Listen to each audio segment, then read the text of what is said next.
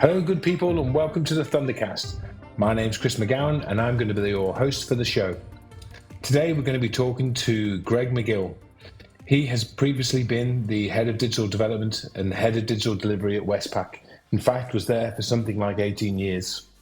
I asked Greg to come on the show because I wanted to know more about the intersection of digital delivery, authentication, and identity, and how organizations like Westpac or elsewhere can build innovation and preserve the operations of core IT systems and IT businesses. The idea being, of course, when you build pilots, you can scale them, you can migrate them, or you can cancel that pilot in favor of a new one. I really love this show. In fact, I love my job because I get to meet a whole load of people like Greg, and this one was a real doozy. I hope you enjoy it just as much as I did. Thanks a lot.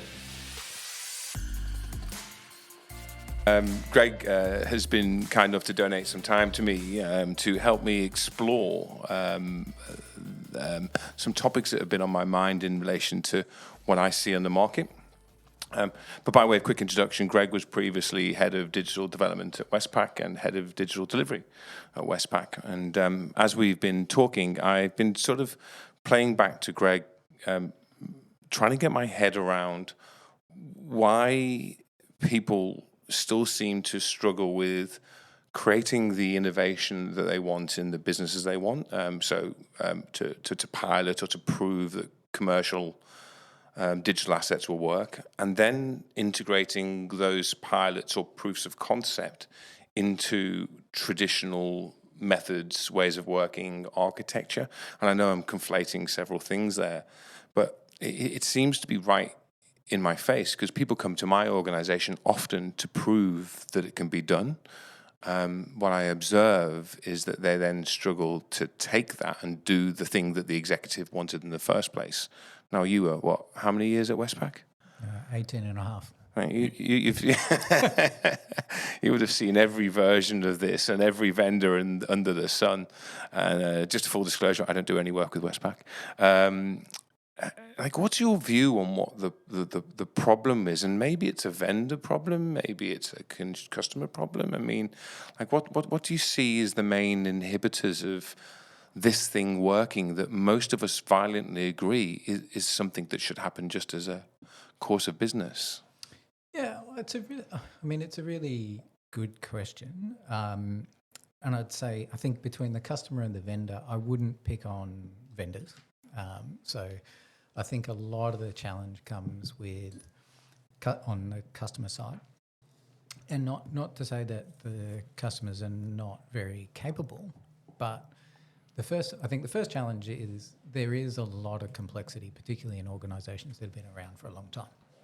So if I use the Westpac example, over 200 years old, Australia's first company and Australia's first bank.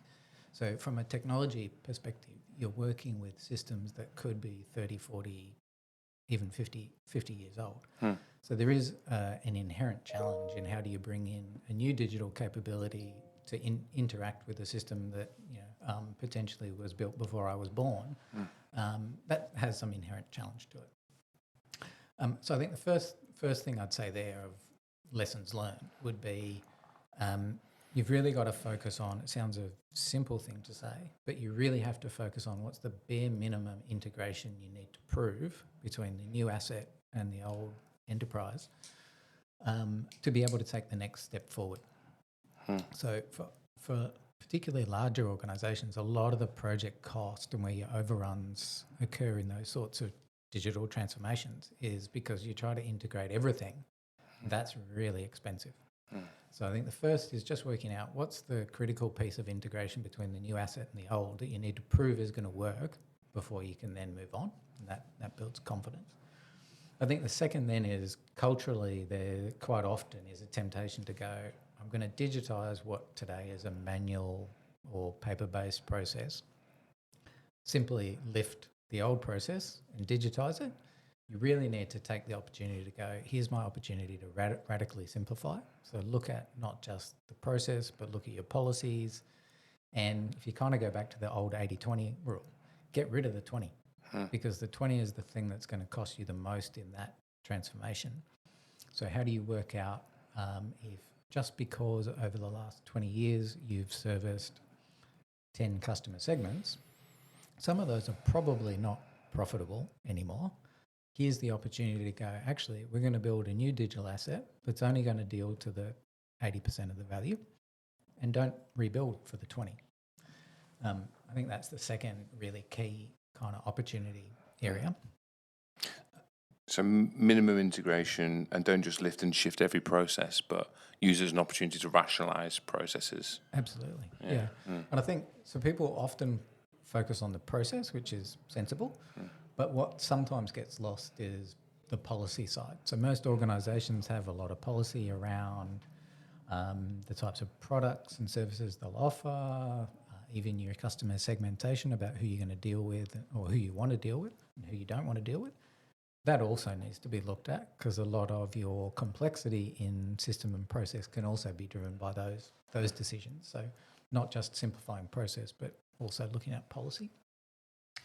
And then I think one of the ones in terms of kind of how you can succeed in taking a small new digital capability and then gradually rolling it out is actually the gradual part.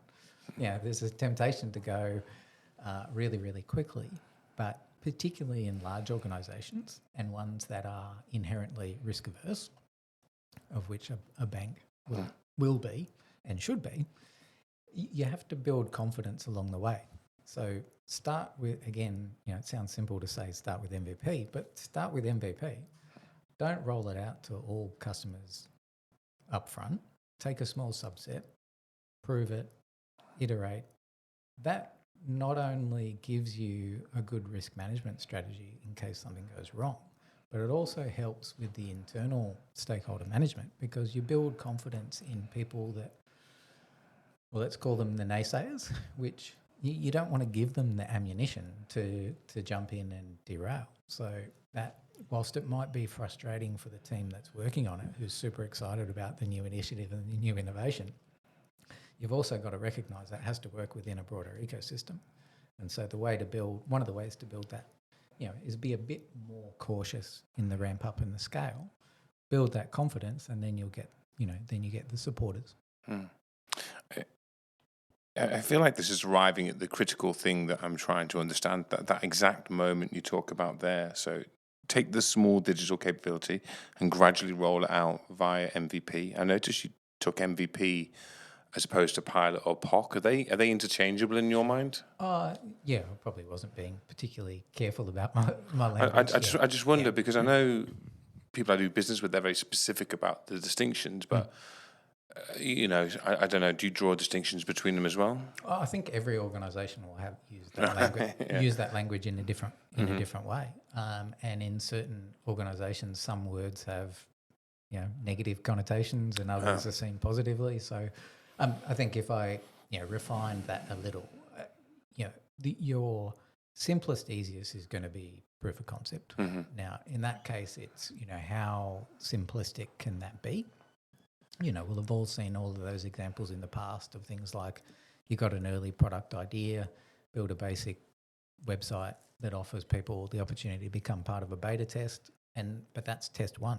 There's actually no beta behind it. It's just a website that captures some details to try and get a sense of whether customers are actually interested in this thing at all, to proof of concepts that actually have some genuine system integration in it.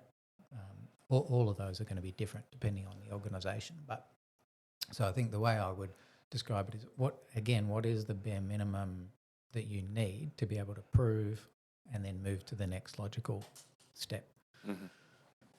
Without giving too much away. I mean, a good example from my time at Westpac would have been in the digital assets space, where the bare minimum was an integration with a ledger. Didn't have to be a legacy ledger, but to prove an integration, to be able to give confidence that you could settle a transaction was the single most critical piece. So prove that. Don't worry about everything else. Prove that piece, and then move on. I really like that. So prove it with a single integration, no matter the depth or the richness of the let's call it a POC. Then prove it with one integration as you go. Really, really logical, actually, and that starts to lead into the that what your second point before was raising for me. Your second point was a few customers with as small a subject of customers as possible, which really resonates. That is exactly how I think we position as Thunder Labs, right? That's what we do. I'm trying to understand our failings here. It's not me celebrating our successes. And that integration point is a really good example of something I think that we could tweak, do better. So I've got that as captured. You also said roll out gradually the thinking. The MVP was the word. How? I had a conversation yesterday, which I completely disagree with, by the way. And the conversation was going with a guy, and he said to me, you have to use external teams to prove that this can be done. You can't use internal because they'll be caught, his view. And what I observe is when people do that and they say, we'll use you as a strike team, it instantly gets people's backs up, and I feel like it's doomed to failure. So yes, they might get the thing they wanted to prove, but they're not going to get the long-term change in ways of working, plus sponsorship, plus whatever. So I really am deeply exploring this with fresh eyes, because this isn't my thing, right? I run the company, but this is not.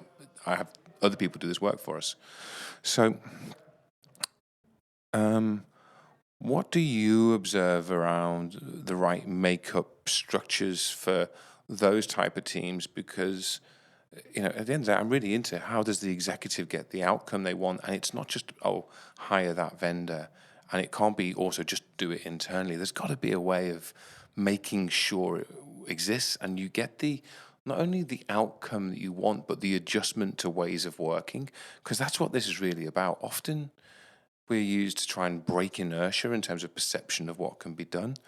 But I think we also break something else sometimes if that happens. And we're a great company, by the way, anyone listening to this. I'm just testing what that actually is and how that works in your mind.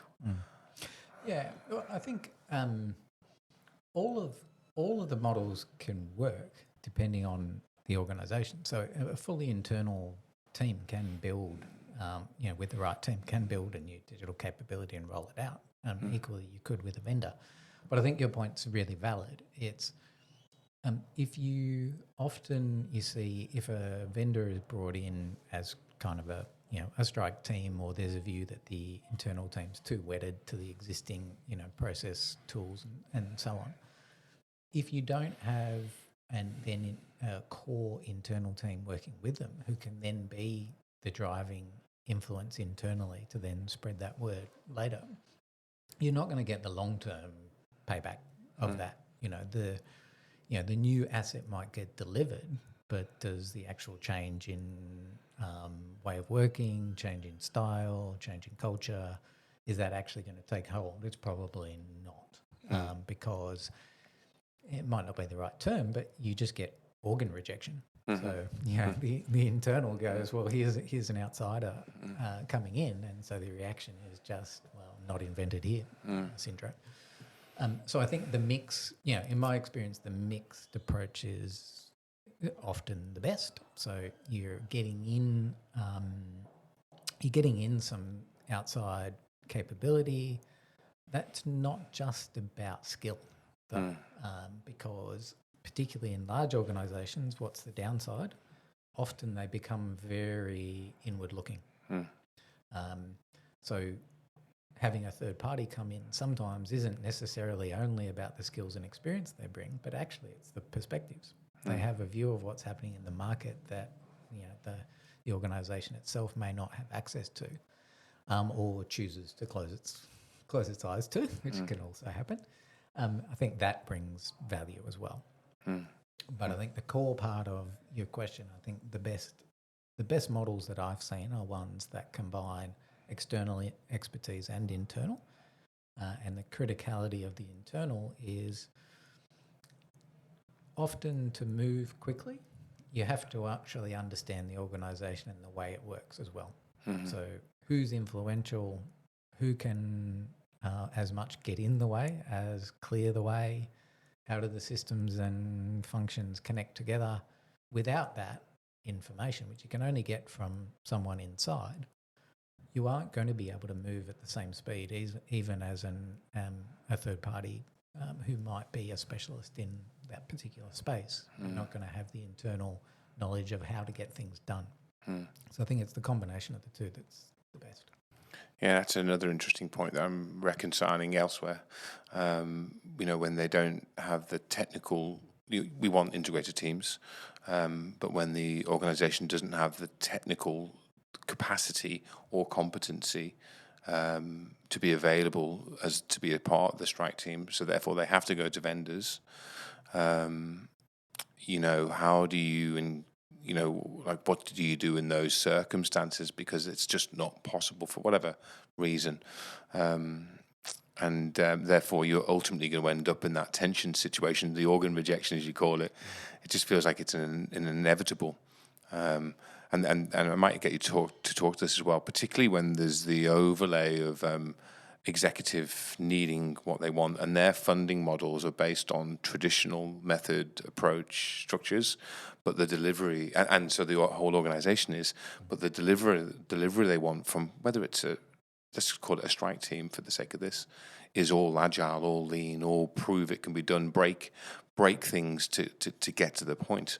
So I guess there's a two-phase things there. How do you manage it in circumstances where you don't have internal expertise available for whatever reason?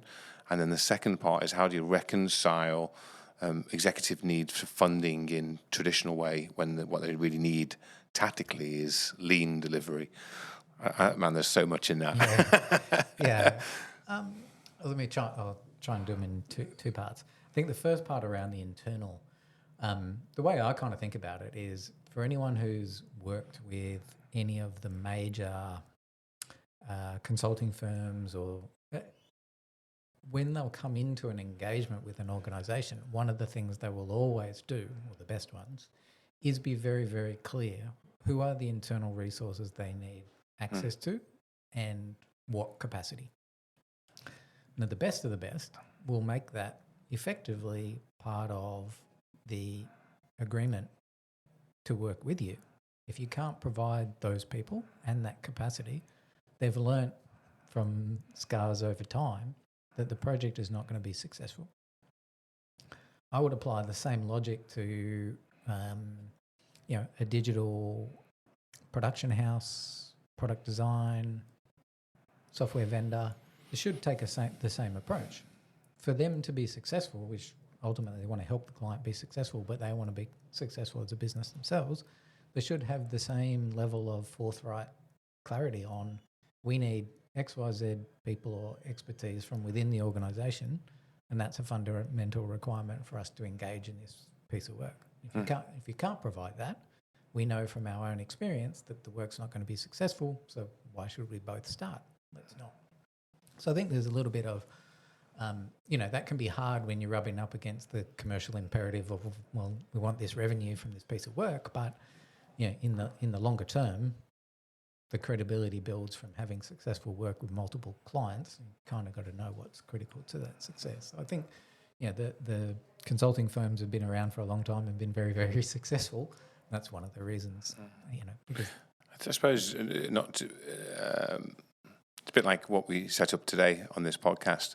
This is my 26th time on a podcast, and yet there was a new circumstance that I was like, I didn't see that coming. I learned, get in here half an hour early, set up, make sure everything's working, and but then the resource that you and I needed to set this up wasn't available, and I'm very organised, So I notice of me that I'm calm in those circumstances because I'm like, right, there's something every time. So I make it real about today. The tension I have as an organisation, I think, is that I think we're very calm. I think we understand that there's variability. I actually think we pre-negotiate pretty well. One of my business partners that we use is definitely one of the best in the country, for sure, albeit with Thunder Labs not, pick a big name. Yet it still happens. I would also make this argument, and maybe it's my own, bias wish, that the big consultancies still struggle with this stuff, even though they've been around for a long time. What I notice, though, is Executive A isn't going to get fired for choosing that firm who struggles, whereas they might run to bother for choosing that firm that struggles. They have the ability to provide a level of insurance which encourages a stuck executive that it's all going to be okay. Our name associated with this means you're going to be all right. So I think that's why they should win the right type of work for that. I'm not against whoever, pick a big name. Yep. But I just think it's not quite right that they negotiate it up front really well. My feeling, only because I think I negotiate well, unless I don't. Do you have a view on that? I'd say my point is probably less about how well they negotiate. It's more about being clear up front that for the piece of work to be successful, there's a certain internal know-how that as a third party coming in that you will need access to. It isn't about how well you negotiate that. It's actually just being clear that that's required. If we want to be jointly successful, then we need to steer into that, that's required. The negotiation side of it, I mean, there is validity to, earlier in my career, I spent about 4 or 5 years in the sourcing and procurement space. So, as a buyer. And so a couple of the things that you talked about are absolutely true. A well-known, credible brand, whether you're buying B2B or B2C, adds a level of risk mitigation to the person making that buying decision that, a lesser-known brand doesn't have. That's, that is a reality of the sort of purchasing processes. I think, so the challenge then for smaller organisations is, well, how do I gain that same credibility? And ultimately, results is the answer, but it's how do you how do you get those? It takes about 10 years. Yes. And then to the earlier question you asked around, sort of funding models and how does that all work? Again, a very challenging space. So, a lot of organisations, I'm sure, will have gone through similar experiences over time of where they've tried to move from probably more traditional funding models where planning might be done on an annual cycle and, projects are funded at the beginning of the year based on a business case, and then everybody runs off to go and deliver what they were supposed to deliver. You get to the end of the 12 months and, some of those have pulled up stumps, some have continued, some have been successful, some have probably been continued to be funded when they probably shouldn't have, all those things. And then you start to try to move to a more, call it agile funding model where the cycles might be shortened, might become 6 months, might become 3 months. And often what I've seen has been the real challenge of sometimes the project delivery approach is moved from a more traditional waterfall more towards agile. A lot of the documentation or sort of frameworks and the like around that make that same shift, but the funding model doesn't change. Yeah. Or it changes much more slowly. In some ways, that actually it puts you in the worst of the worst position because you've got a clash then between those two things. It's actually quite difficult. It's quite difficult to solve. But there's a few things I'll probably say. I think the first is trying to, how do you stare into, this is not a nice thing to say, having spent 5 or 6 years doing digital project delivery. In a lot of organisations, the way project functions are set up, it's inherently in the interests of the program director, project manager, to have their project continue to be funded, irrespective of whether when you have a good hard look at the business case, those same people might be sitting there going, this is probably actually not the best thing for the company to be investing in. If they don't continue to be funded, they and their team disappear. So there is a sort of harsh reality that the cynical side of me, you have to stare into how do you deal with that. And that's where a lot of bigger organisations will start to set up. You're more centralised and independent enterprise PMOs, get a lot of finance functions involved in trying to really sort of pull apart what are the projects that are generating real return or have real opportunity, and how do you filter out the ones that aren't. So there's a real challenge in that. Where I think you start to see some success is as you can move from models that fund on an annual basis to fund, say, potentially quarterly, as a good sort of segue in between, giving teams more say in the objectives that they're looking to achieve in that next quarter period before they then go back to another funding round. My experience was that starts to get you to a model much more like I think all of us would really like, where you can see cross-functional teams who are much more highly engaged because they feel they've had a say. Teams that are much more agile, and I don't mean agile in the delivery sense, but genuine agility in the sense of they can pivot from, okay, we had objective A, we're halfway through the quarter, but we realise that's not the right thing to be focused on anymore. We're going to make the switch, and we're going to feel we're empowered to actually make that switch. That takes quite a bit of time to build, but it is ultimately the one that starts to actually get you much closer to teams being able to genuinely pursue the best objective with the resources that they have. But the kind of worst of the worst situation is that piece in them, which happens generally quite early as people start to move towards those sort of more agile models, where you've got a complete clash between your delivery method and your funding method. That can be immensely frustrating for the people who are actually trying to get the work done. Yeah, it's as you said rightly, it's very, very complicated. Someone said to me the other day, middle ground is dead ground. That's pretty accurate, yes. I like it. I've also found with some of the best digital people that I know, when they see the dead ground, they won't take on the work. And the irony is they're the ones that can help navigate the complexity of that funding model versus delivery model. But the best that I see won't go near it. You know, the question is always, so how is it structured? What's the funding? You know, like always. And what I'm observing now is that those type of questions are coming down to the engineer level.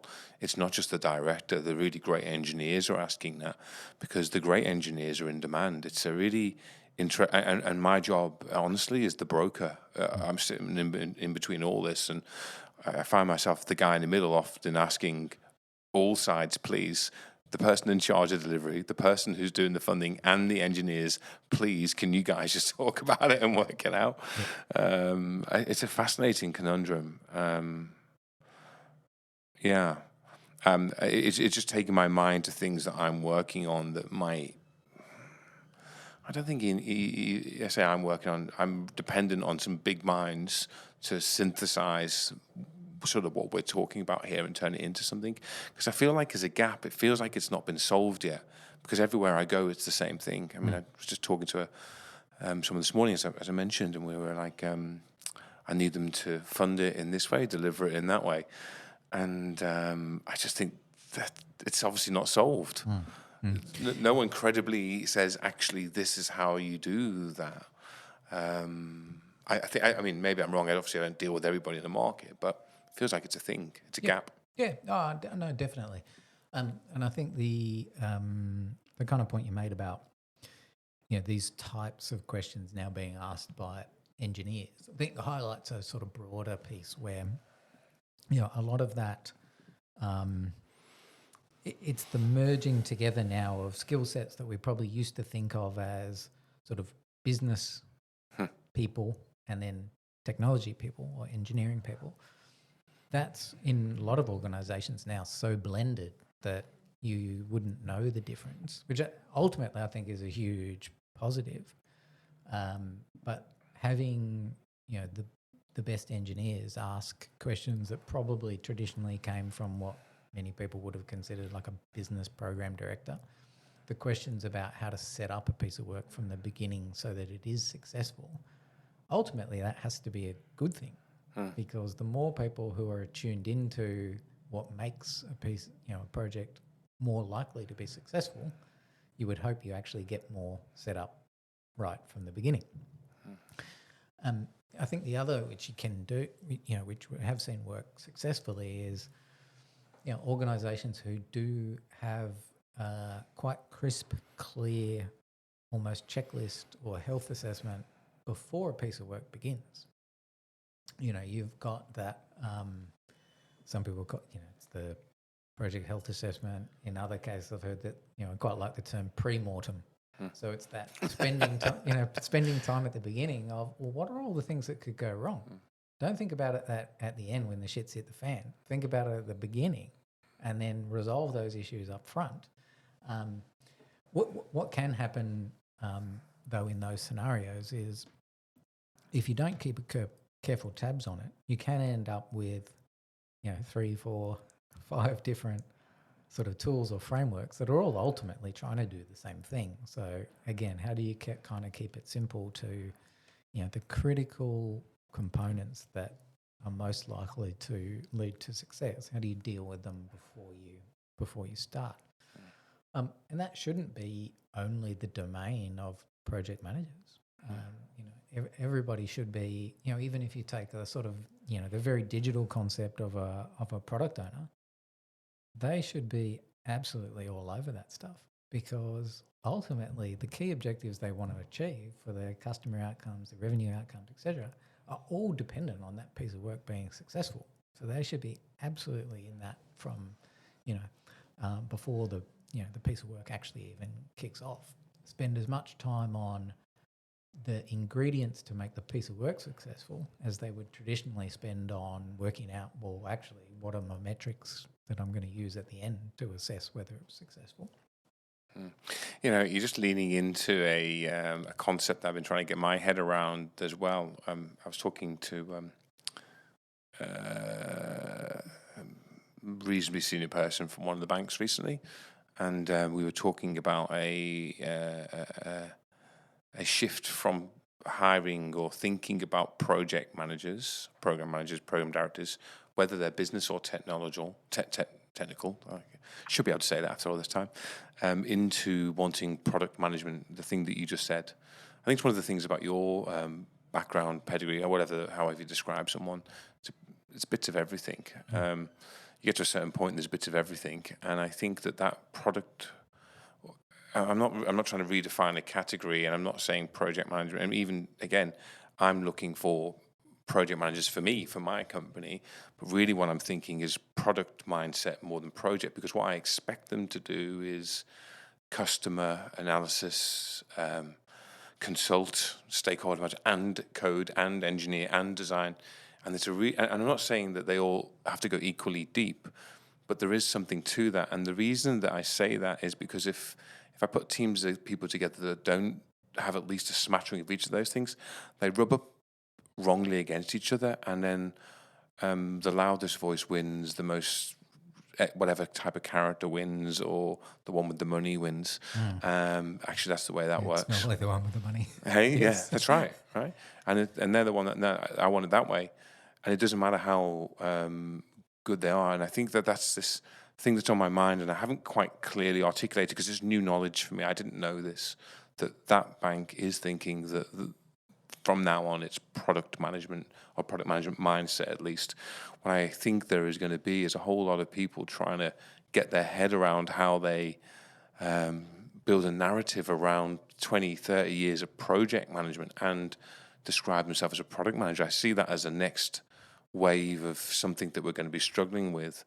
I actually think that we're at an interesting time in the market in Australia. And this is one of the undercurrents that I'm seeing and feeling. It's like, well, what is this? What is next? And I think you're absolutely spot on thinking the way that you express that. So again, it reminds me of your background and probably what made me think of this conversation in the first place.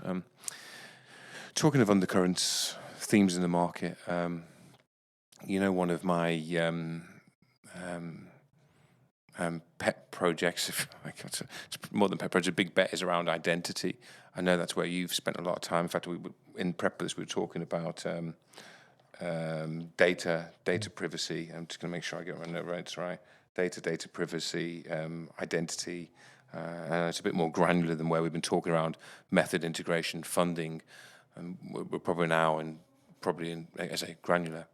Like, what do you see as the role of in sort of the next wave of digital, and what do you think data and identity in particular play in that next wave of digital as organizations try and get their head around both the experience and, I guess, the dollar from customers? And there's probably more complexity to that, but it's the experiences, efficiency, the dollar. I mean, it's all about money. I don't mean to sound too cynical, but really that's what it is about. What role do you think data and identity play in that? Yeah. So maybe if I first start with, it's a really interesting topic to delve into, because even if you, whilst we sit here early May, and you've got just in the last 24 hours, two quite public situations where potentially hundreds of thousands to 1 million people here in Australia have had personal information exposed. So, just yesterday you had the issues with the Qantas app where, people could see customer details for other customers, including names, flight details, loyalty points, balances. And then just today, lots of media coverage around a potential data breach involving a number of clubs from Clubs New South Wales here in New South Wales that could be up to 1 million people whose driver's license details have been exposed through issues with a third-party software vendor. And those sort of sit on top of, all the ones we've all heard about in the last 12 to 18 months, the Optus, the Medibank. Whilst working in the digital identity space for the last couple of years, I used to refer to it with many of my teams around. I had the trifecta a year ago where, the three big profile data breaches that all happened quite close together, Optus, Medibank and so on. I was a customer of all three of those. It's a sort of sad trifecta of, and when you put yourself in the position of a customer, it's hugely disconcerting because you don't know what necessarily, particularly early on when it gets a bit of media coverage, you don't know what's been exposed, you don't know what that could lead to. To use the really good example of the Qantas issue yesterday, which doesn't appear to have been a data breach, it appears to have been an error with a standard software release within Qantas itself. I would sit here as a Qantas customer and a Qantas frequent flyer. I have no idea if my details were exposed to someone else. And as best as I can gather, I'm never going to know. And as a customer, that's quite disconcerting. But I think it more broadly brings up the issue around, how do you balance the sort of drive that's been there for years, particularly around digital customer journeys, where everyone has focused on you've got to remove friction. You've got to make it as seamless and simple for customers as possible. But then by the same token, some of the ways in which you make processes more frictionless is actually take away some of the protections and securities. That's not to say I don't think there's actually a solution. So I think this is where some of the more recent work around digital identity and the thinking around that can really help to deal to both of those problems. So maybe if I do a bit of a couple of examples. So, you've got that scenario around.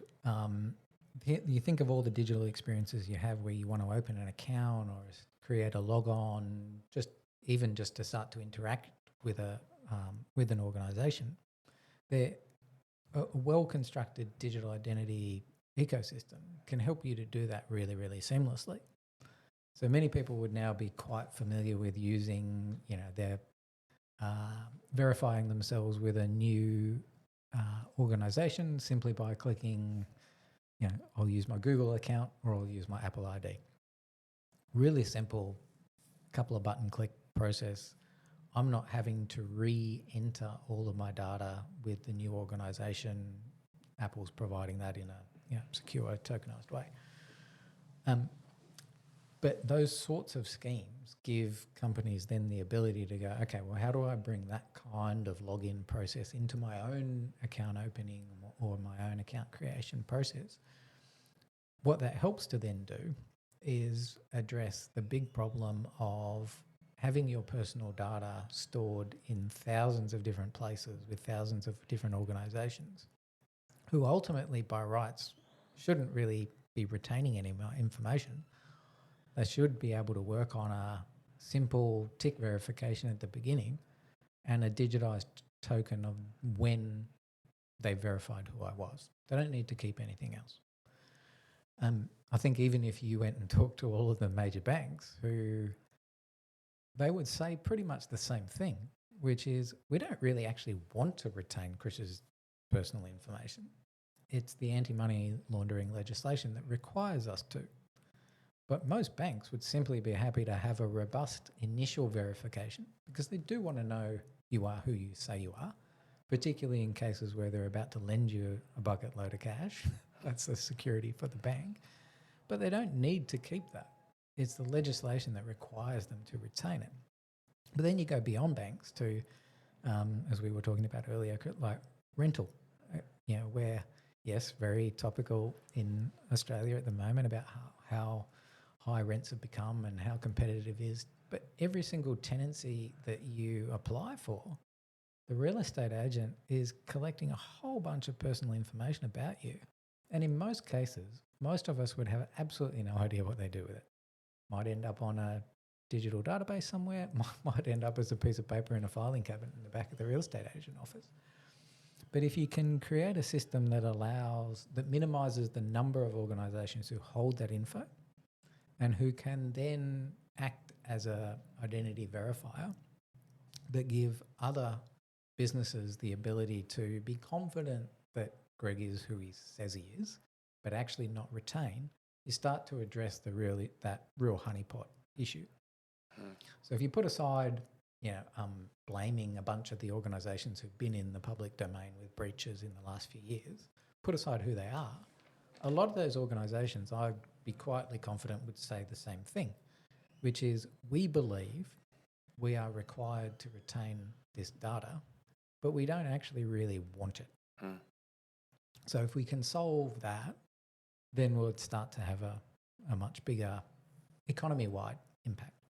Do you think that's the domain of a thing like an identity exchange, or is it the role of, it terrifies me that all of that will be held by government, but is that any worse than being held by yes. an entity?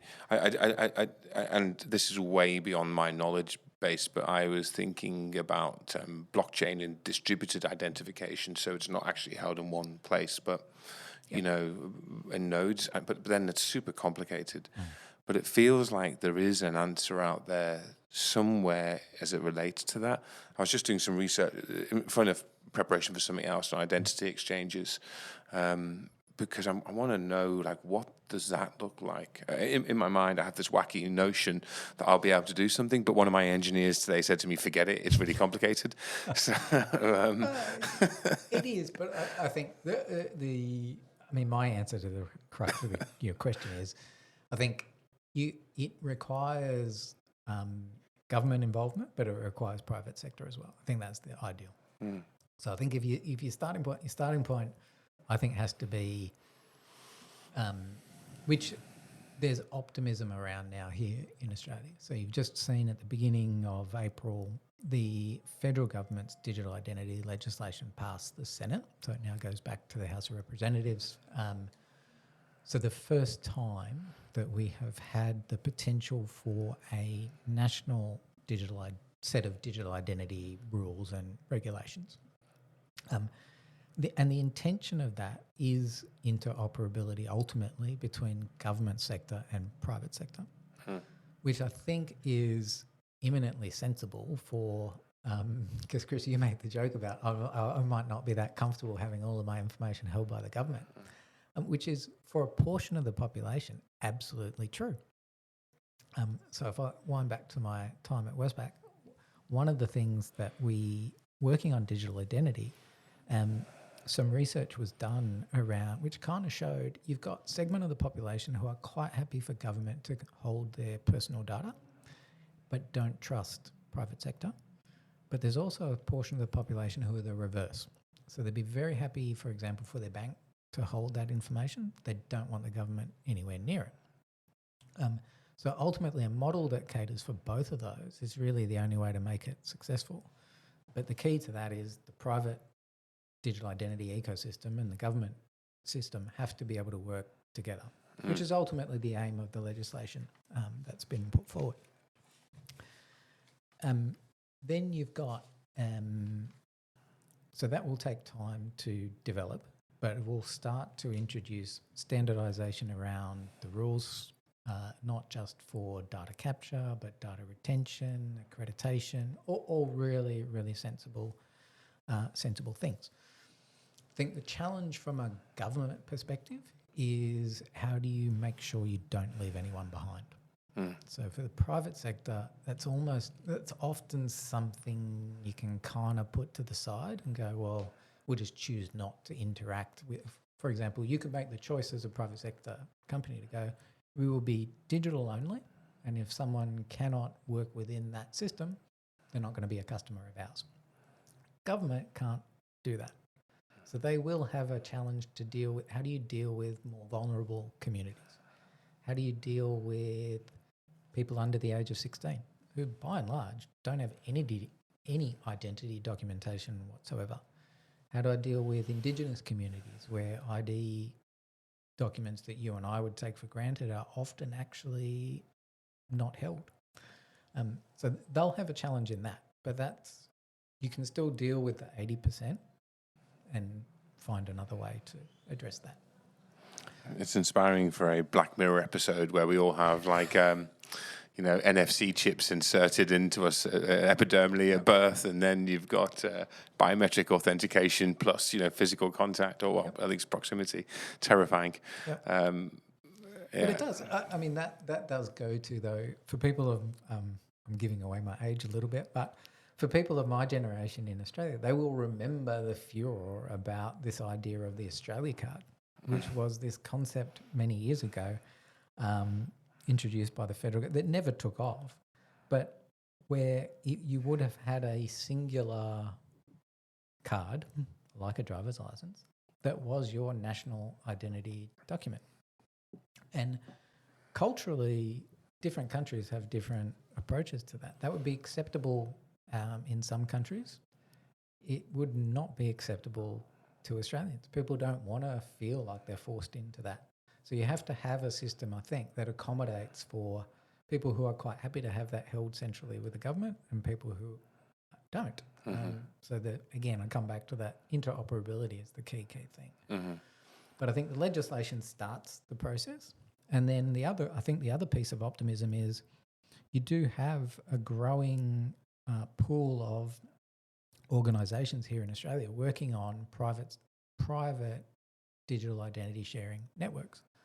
So the one I am most familiar with is the recently launched Connect ID ecosystem with Australian Payments Plus.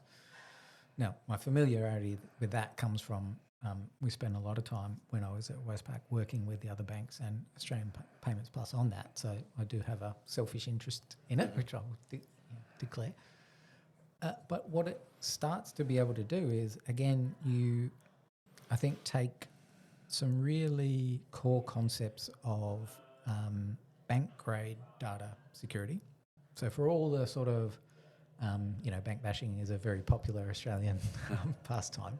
But for all of that bashing, I think most people in the country would consider their bank to be relatively safe place, not only to store their money, but have reasonable confidence in their bank to protect their personal data.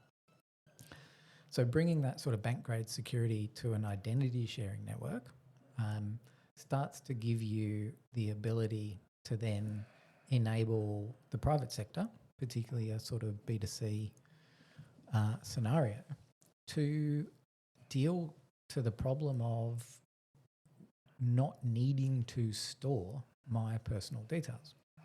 So in really simplistic terms, you'd say, and this is the Connect ID model, if you can get the big four banks in Australia, who pretty much nobody over the age of 16 would not be a customer of at least one, or it'd be a very small percentage, who by legislation, have to verify me in a pretty robust way and have to store that data, why not enable the banks to be able to securely share that information with the customer's consent with another organisation that customer's trying to buy a product or service from? That then means that the second organisation doesn't need to store it, so you reduce the data minimisation becomes part of the core tenets of the scheme, and you leverage a process that already has to exist. You don't have to create another one on top. For the banks, obviously, commercially, that's of interest because they spend a lot of money on complying with anti-money laundering legislation. And at the moment, that's only because they're required to. Yes, there's an element of protecting their own interests, but essentially they spend a large amount of money that they otherwise can't recoup. So why not set up that kind of system? And ultimately, if you can make that type of private network interoperable then with the government network as it comes on board, you give customers or us as citizens choice.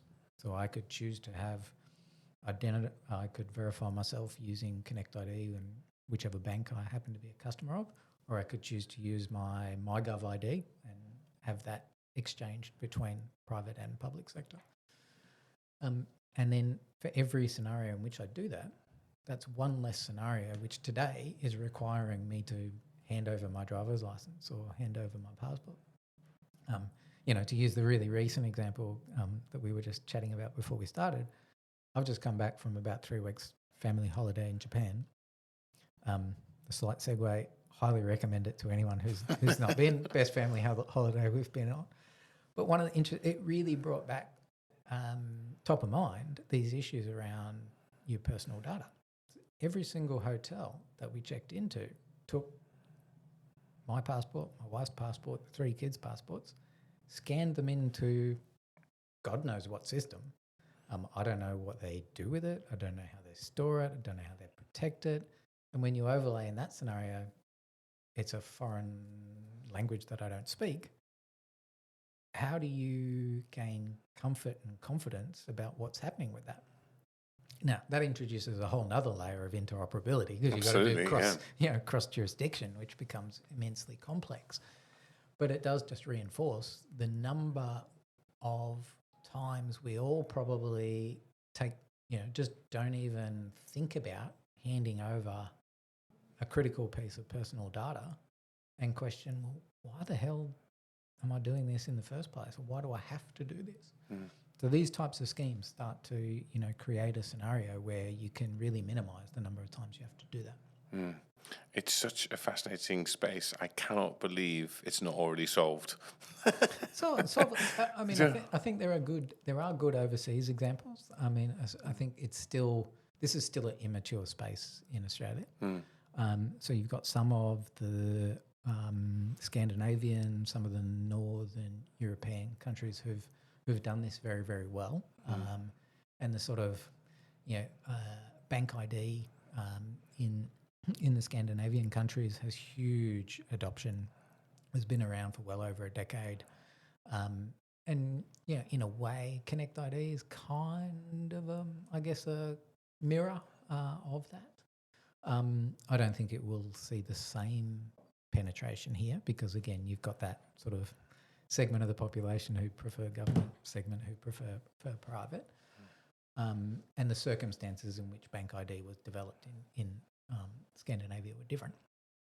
But there are examples, particularly in Europe, of countries who have done this quite well, and you have very high levels of digital identity penetration. I think that for the private sector ones, the things that will really start to gain traction, it's a little bit of, I guess, similar to thinking about why hasn't, for example, open data or open banking really taken off in Australia? Like, why are you not seeing the adoption? It's because customers aren't seeing the benefit. Like when they think about, well, why would I choose to allow my bank data to be shared with XYZ organisation? They're not seeing the values. They're not taking it up. But if you start to see, for example, the success of your your Google login and your Apple ID. It's because the more and more digital assets that you go to, the more often you see that as a way to create a new account. So, even if you think about it individually, I want to sign up with a new app.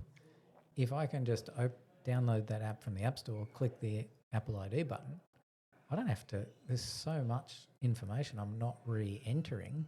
Even if I put aside whether I think it's secure or not, it's so much easier. Yeah, absolutely. So the more and more of those you can see in account opening, even checkout kind of processes, like if you think about an e-commerce transaction, the number of times you have to re-enter your name, your address, your mobile phone number, your email, your postcode, simply to get a package delivered to your house. If you could do in a seamless transaction, go into the checkout, say, verify myself, particularly if this was a bank, verify myself with the identity I already hold with a bank, and that can also capture the payment credentials at the same time. Wow, that's pretty cool. Mm-hmm. Yeah. I think if I was starting any e-commerce platform, that's the least long bow to draw for me from this where I stand today. But let's go bank anything. It makes sense to design that in from the beginning. Passwordless authentication, passwordless identity. But I guess it's moving so fast. I was looking at a tech vendor recently, and I saw that they were trying to do something around driver's licenses and identity there. So there's a lot happening, and I'm in this all day, every day, and I still have to try and keep up. It feels like maybe that next big, maybe it just needs to stabilize and crystallize a little bit, and then it will become clearer.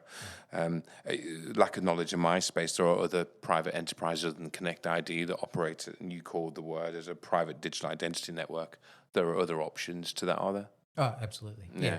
I think inevitably, so the challenge in Australia will always be scale. Mm-hmm. So it's a little bit, I don't think you're going to see 10 different private sector digital identity networks, but there's absolutely no reason why there can't be a number. And I guess my point about scale is, you even take again the very topical Bonza example recently. There's a simple commercial reality to the size of the country. There's only so many competitors in any industry that we can actually accommodate. But there's no reason why you couldn't have multiple private sector digital identity exchanges. But I'd still go back to, if you were setting out to build one, you have to set out to build one to be interoperable with the others. Mm-hmm. Otherwise, I think you're shooting yourself in the foot. Mm-hmm. You can certainly have competition in that space, which ultimately for us as citizens gives us choice. Mm-hmm, mm-hmm. Yeah, it's a really interesting space. I just I'm almost excited to get off and do some more research and get my head around it even further. I think then, because I think we've covered off data, we've covered off identity, we've covered off funding, we've covered off when we spoke at the beginning, models, methods, and delivery. Is there anything else that's on your mind, top of mind, or what have we done? We're an hour in. I told you time would fly. Yeah, it did. I think one just sort of final one. I think if I went back to a topic we talked about a little earlier, where Chris, you were talking about starting to see the shift from sort of companies that aren't anymore looking for project managers or program directors, they're looking for product managers. I think because there could be people listening who are in that category of, I've spent 10 years working my way up through the more traditional project hierarchy. Mm-hmm. Might have started as a business analyst or started as a junior project manager and moved their way up. They might be sitting there thinking, oh, crap. Everybody's moving away from the sort of career vertical that I've spent all my time in.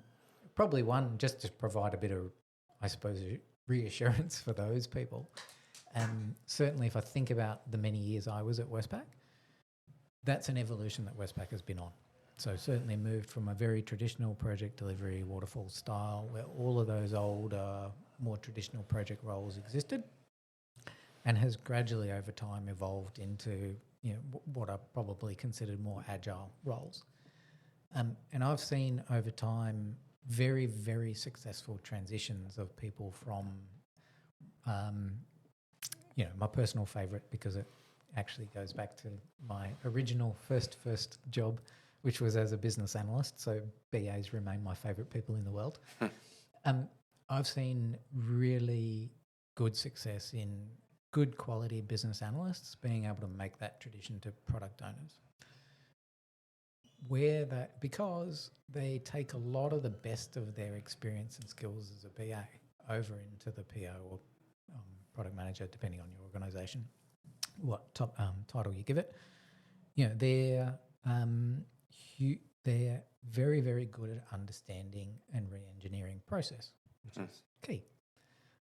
They've also always been, very often they're the middle ground in a lot of projects between many of the other functional skill sets involved. So often they're the go-between between, for example, a customer experience designer and an engineer. They're often the one who sits in the middle and translates. They're often the translator between, say, a change resource and engineering resource. So they're very good at that coordination, which the best POs have to be very good at. Because ultimately they're trying to work out, how do I get all of these different cross-functional skill sets to work well together to get me the outcome that I'm after. I think also your BAs and your project roles make very good transitions into product owners as well, because they bring an understanding of how things get done and how do you structure, how do you schedule. The best product owners have to be across that, because they also need to be able to identify, kind of going back to a topic we talked about much earlier in the conversation, around how do you identify early the keys to success, which again is a skill set that most project managers run their life on. So I think for those sort of people who might have been listening to that going, oh, shit, I think there's a whole bunch of transferable skills that if they can pitch themselves the right way, and they're interested in getting over into that product ownership, product management space, I think they've got a wealth of great experience to bring to it. Yeah, I really like the clarification on that, because I'd add this on top. For anyone out there who's already a product owner or a product manager thinking, oh shit, I'm in here, the world's going to go my way. I actually think there is a deeper expectation on that particular skill set. That's not just necessarily a blank check to cash.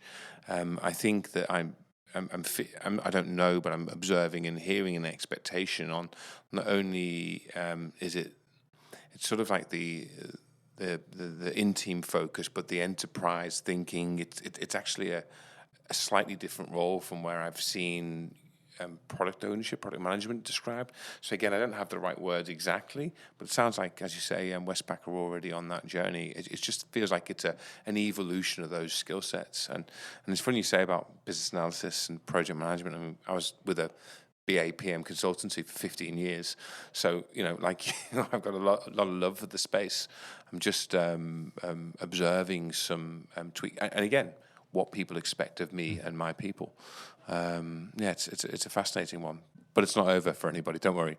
There's always been transitions, right?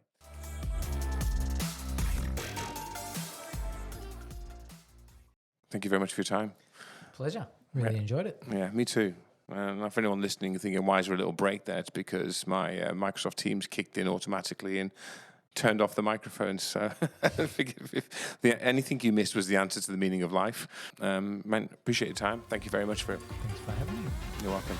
All right.